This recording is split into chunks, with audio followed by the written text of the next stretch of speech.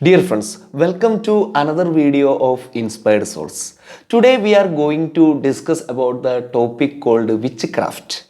Whether witchcraft can affect the people negatively. So the witchcraft is done for what purpose? It is done for causing a harm to the another person. It can be a person's neighbor, relative, or any of those things, or maybe enemy, or whoever it is. So some people they practice this witchcraft in the sense that it may create some kind of harm to that person. It may destroy that person's business, or it may destroy that person's mental or personal health, etc. So these aims, these kind of negative aims people are having in their minds, and they are practicing witchcraft. And sometimes they say the people who come to understand that they have got this some people are practicing witchcraft about them. When they come to know that they think that something is happening to them in an evil way, something is happening negatively, it is influencing them negatively, etc. So is there something reality?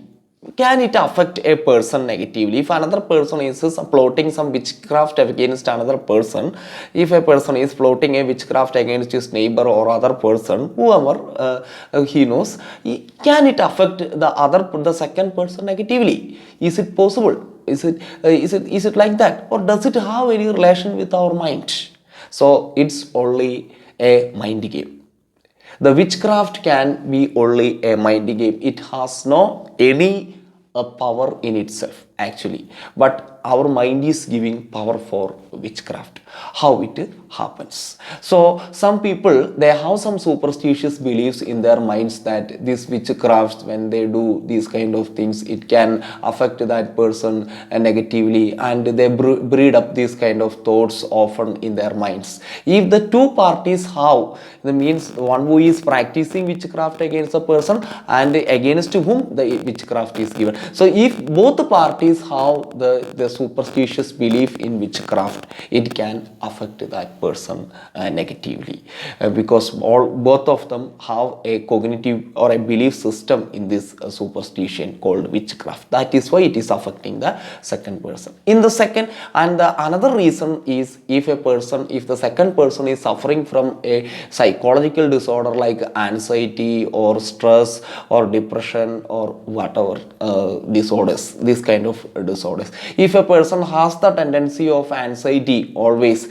he may have a thought which has an anxious content, which will affect him in negatively. He thinks always that other person has practiced a witchcraft against me, it can affect me negatively. So because of that thought, his mind is making some kind of gimmicks, and he some negative things automatically happens, okay, or he interprets negative things which is happening outside as because of witchcraft, something negative happened. If his business fails, he attributes to the witchcraft that is practiced by the other person.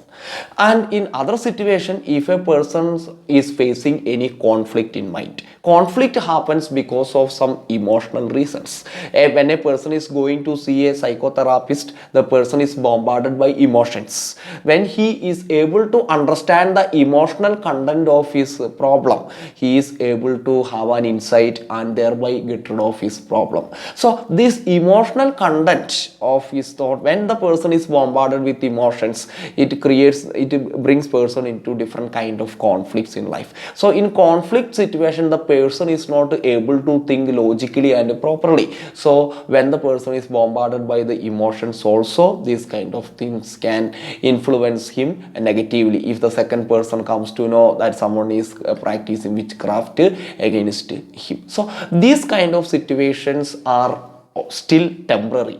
These situations can be changed. Whether a person is anxious or depressive, a person is facing stress in life, whether a person is having conflict, these are all temporary things. If a person comes to the real understanding of the superstitious beliefs and it can do no harm to him, the person can easily get rid of this belief in witchcraft and other things and lead a healthy life. Thank you, dear.